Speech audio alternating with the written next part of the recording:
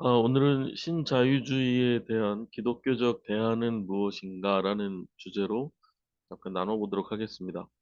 앞에 만들었던 영상을 참 안 보신 분들은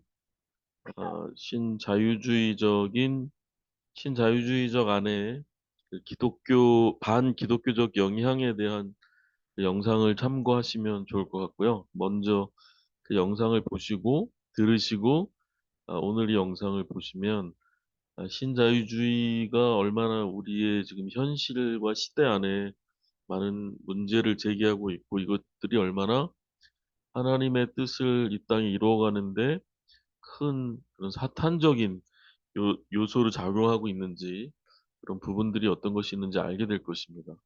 그래서 제가 이 영상과 내용들을 그 예영 출판사에서 나온 경제 문제와 기독교 윤리라는 책에 한 부분들을 좀 참고해 봤는데 함께 고민하고 기도할 만한 내용들이 있는 것 같아서 나눠보도록 하겠습니다. 먼저는 우리 의식의 변화입니다. 그래서 무조건적인 어떤 성장과 요즘에 많이 드라마들이나 영화나 뭐 기생충도 그렇고요.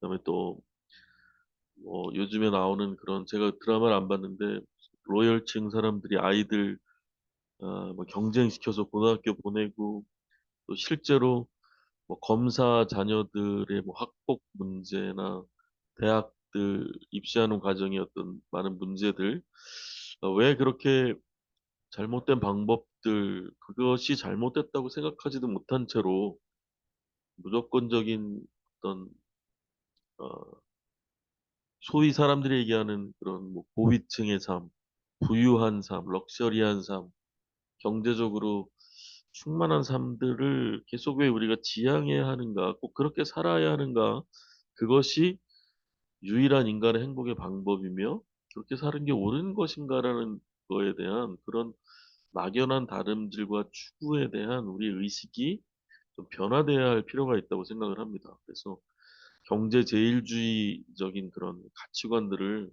좀 포기하고 내려놓고 하나님이 말씀하신 그런 삶들을 우리가 좀 추구해야 하는 것이 우선적으로는 크리스찬들에게 이것이 필요하고요. 제가 많은 크리스찬들 만나서 얘기해보고 또 주변에 아는 분들 보면 그분들이 명목상에는 그리스도인이고 일요일에는 교회를 가는지 모르지만 인생을 살아가는 방법이나 돈을 쓰는 방법들, 돈에 대한 돈을 벌어들이는 것에 대한 어떤 그 방법이나 것들을 가지고 살아가는 자녀들을 대하는 방법들은 전혀 그리스도인답지 않은 삶을 사는 분들이 많은 것을 보게 됩니다. 그래서 인간 삶의 최고의 가치, 인간 존엄의 가치가 그 바로미터가 돈이다. 부유한 삶이다. 그래야 행복해진다라는 그러한 좀 잘못된 우상을 우리가 좀 벗어버려야 될 필요가 있다. 라고 생각을 합니다. 그 레리 라스무센이라는 학자는 이러한 얘기를 했습니다. 경제 발전이 결코 가난을 제거하지 못한다. 현대 경제 철학들이 얘기하고 있는 파이가 커져야 그 파이를 많이 나눠 먹을 거 아니냐라는 그런 이론들을 가지고 있는데 도대체 얼마나 파이가 더 커져야 하는가? 이미 이 세상에는 충분한 파이가 있죠. 많은 사람들이 그렇게 심지어 경제를 전공하지 않은 동네 아주머니들도 저는 어떤 한 여성분이 동네 아주머니인데 얘기하다 그런 얘기 하신 적이 있더라고요. 세상을 자기가 볼 때 자기가 아무런 무슨 전문가도 아니지만 세상이 너무 풍족하다고 보인대요. 그런데 그것을 나누는 방법들이 잘못되어 있기 때문에 정말 그런 빈곤으로 자살을 하거나 가족이 가장이 아이들과 아내를 먼저 보내고 자기가 자살을 하는 일들이 일어나는 이 사회가 되는 것이죠. 결코 계속 파이를 크게 만들어라, 빵을 크게 만들면 나눌 것이 있다라는 경제 원칙이 잘못됐다는 것을 우리는 이제 좀 깨달아야 합니다. 두 번째, 환경 문제와 관계에서 경제 발전의 한계를 이해해야 한다. 지금 자연이 이 지구가 몸살을 앓으며 인간들에게 눈물로 호소하고 있는 것들이 있죠. 정말 많은 이 자연 재해들, 수십 년간 눈이 안 오는, 오지 말아야 하는 곳에 눈이 오고, 또 어떤 곳들은 지금 바닷물이 점점 수위가 높아져서 마을들이, 섬이 없어지기 시작을 하고, 산사태가 나고 화산이 나고 지진이 나고, 이런 산불이 한 번 나면 멈추질 않고 지금 도처에 이러한 일들이 넘쳐나고 있습니다. 지금까지의 경제는 자연을 희생시키는 것으로 오늘의 이 경제가 많이 발전해 왔다고들 전문가들은 이야기하고 있습니다. 그러나 결코 자연을, 인간의 이런 욕심을, 경제적인 욕심을 채워줄 만큼 이 자연이나 지구가 무한하지가 않음을 우리가 깨달아야 합니다. 간디가 이런 이야기를 했다 그래요. 지구는 세상 모든 사람의 필요를 채우기에는 충분하지만 그들의, 인류의 욕심을 채우기에는 부족하다라고 이미 100년 전에 간디는 이런 이야기를 했다고 합니다. 먼저 그리스도인은 이 하나님이 보시기에 좋았다고 창조 후에 말씀하신 세상을 그 보시기에 좋았다는 그것으로 회복하기 위한 노력을 해야 할 책임이 있습니다. 이것이 우리의 사명 중에 하나인 것이죠. 그래서 이 자연신학이나 자연, 이 생태신학 등이 이제 조금씩 대두되기 시작하고, 교회들이 자연을 지키기 위한 그리스도인들의 작은 노력들이 이미 뭐 오래전부터 진행되고 있습니다. 그래서 주일날 자동차를 가져오지 않고 대중교통을 이용해서 교회에 와서 조금이라도 이산화탄소가 배출되는 것을 막아본다든지, 또 교회 내에 천연 비누 등을 만들어서 그것들을 팔아서 불우이웃도 하고, 자연을 지키는 또 화학 성분의 비누들 쓰지 않으면서 홍보도 하고, 또 분리수거라든지 그 재생 종이만 주보로 쓰는 교회들도 있고요. 또 적극적으로 자연보호, 생태보호 운동에 나서는 교회들도 이미 있습니다. 분명한 것은 자연을 넘어서는 그런 경제 발전은 있을 수 없고, 그것은 발전이 아니라 인류가 멸망에 다다르는 길이라는 것을 우리가 깨어야 되고, 기독교가 이것을 계속 알리고 또 먼저 실천해야 될 필요가 있다고 생각을 합니다. 세 번째는 사회적 분배 정의의 실현입니다. 그래서 초대 교회의 공동체 정신을 정말 이 시대에, 이 세상의 교회가 보여주어야 할 필요가 있다고 생각을 합니다. 여러분, 예수님이 승천하시고서 제자들이 마가의 다락방에 모여 기도할 때, 초대교회 성도들이 모여 기도할 때 하나님의 오순절 성령이 임하시는 사건이 있습니다. 그래서 사도행전 2장과 4장의 내용을 보면은 성령이 임했을 때 그들에게 나타난 많은 현상 중에 뭐 방언을 하고 뭐 그런 것들이 있었지만, 굉장히 우리가 주의롭게 봐야 하는 것은 세상 사람들이 성령이 임한 그 공동체를 칭찬하기 시작했다는 말들이 나옵니다. 사도행전 2장과 4장에 보면 그 칭찬하는 이유가 뭐냐면, 거기에 보면 그들이 자기의 쓸 것들을 함께 나눠 쓰기 시작을 했다고 나오죠. 그리고 가난하고 소외된 자들을 돌봤다고 공동체가 그렇게 이야기를 하고 있습니다.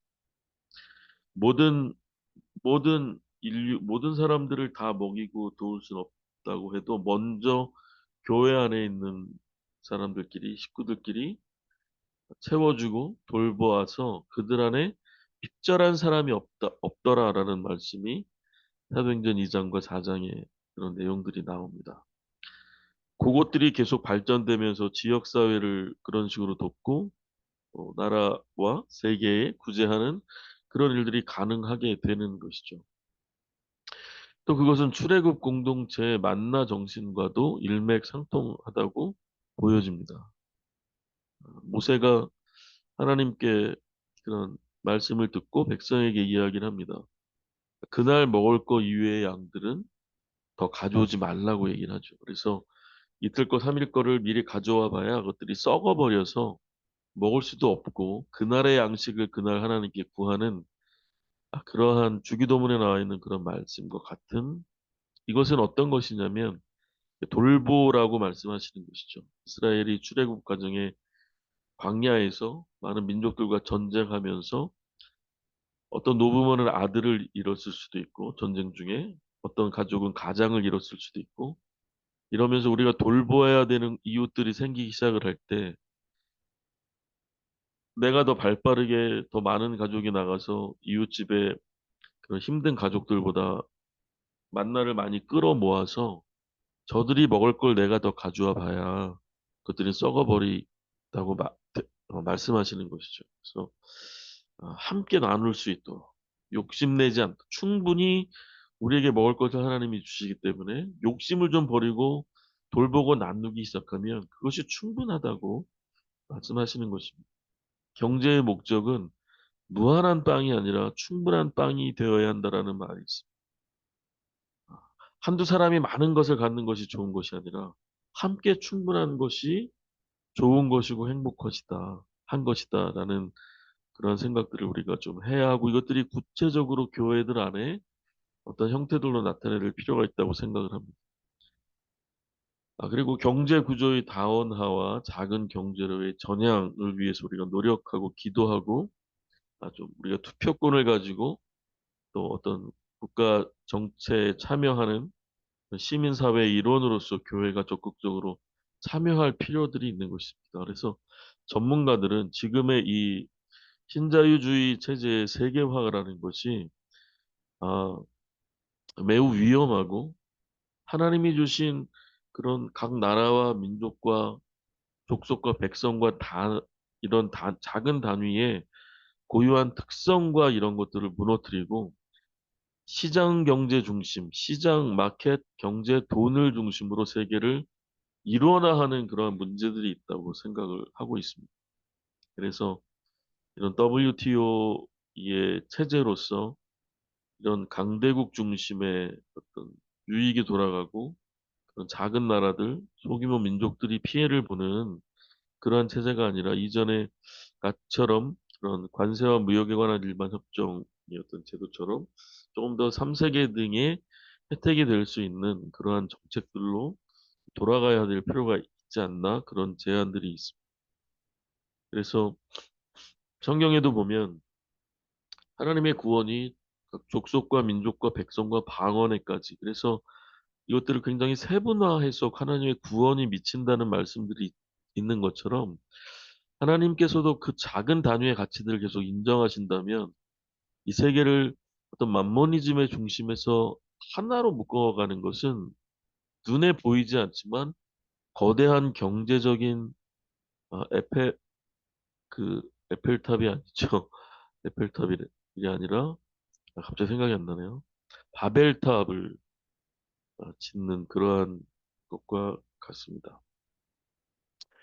예, 하나님, 우리가 눈에는 그것들이 보이지 않아서 굉장히 어, 위험성이 어느 정도인지 좀 깨닫지 못하지만, 하나님 보시기에는 이 돈, 경제 중심, 시장 중심이라는 아무도 간섭하지 말라라는 이 신자유주의의 이 정책은 이 거대한 만모니즘의 바벨탑이 하나님 앞에 서 있는 것입니다. 이것은 언젠가는 주님의 심판 아래 무너질 것입니다.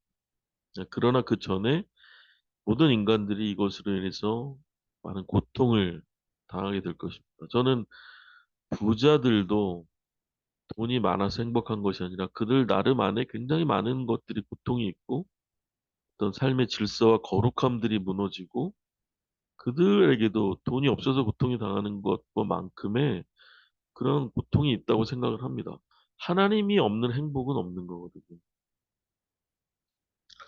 그래서 그 책에 보면 그 쿠바라는 도시에 대해서 그러한 예를 들고 있습니다. 쿠바가 미국의 이전에 그 경제 제재 때문에 어, 반강제적인 고립적인 이 자생적인 경제 구조를 가질 수밖에 없었지만, 결과적으로 지금에 와서는 그런 현대 도시 생태, 또 도시 농업, 이런 굉장히 모범적인 유기농 자족 그런 사회로 성장할 수 있었고, 굉장히 어, 이 생태 우선 도시에 아주 좋은 그런, 브라질에는 그 쿠리찌바라는 생태 도시가 있죠. 그런 것처럼 오히려 이 시대에 굉장히 좋은 그런 자급과 자족의 모범 도시가 되었다라고 평가를 하는 내용들이 있습니다.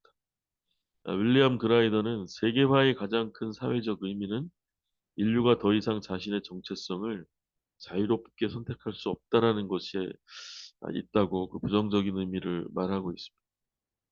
그래서 참된 세계화는 경제 중심의 바벨탑을 쌓는 것이 아니라 이 획일적인 지구촌 경제가 각 지역의 다양한 생태 환경에 건강한 활력에 의한 그런 다원화된 경제로 전환될 때 참된 인류의 행복이 생길 수 있다고 얘기하고 있고, 그것을 깨닫는 사람들의 민주적인 참여와 권리 행사가 굉장히 중요하다고 이야기를 하고 있습니다.